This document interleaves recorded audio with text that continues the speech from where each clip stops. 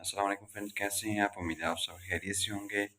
تو ویڈیو کو سٹارٹ کرنے سے پہلے میری آپ سب دوستوں سے ریکویسٹ ہے کہ جن لوگوں نے میرے چینل کو ابھی تک جو ہے وہ سبسکرائب نہیں کیا، وہ چینل کو سبسکرائب کرنے کے ساتھ ویڈیو کو لائک کر دیں اور بیل آئیکن کو بھی ضرور پریس کر دیں۔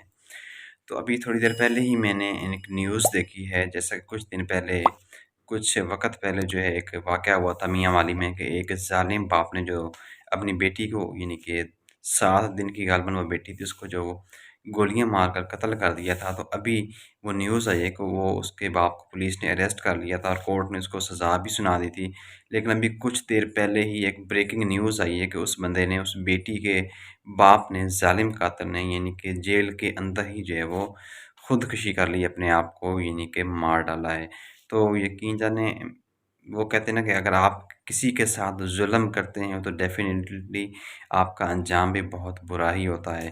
تو دیکھیں نا، آج کتنی بابرکت رات، یہ بابرکت اور اتنی پیاری، یعنی کہ اتنی اچھی رات تھی، 15 شعبان کی رات تھی۔ تو اس اتنی بابرکت رات میں تو دیکھیں اس نے کیا کام کیا ہے۔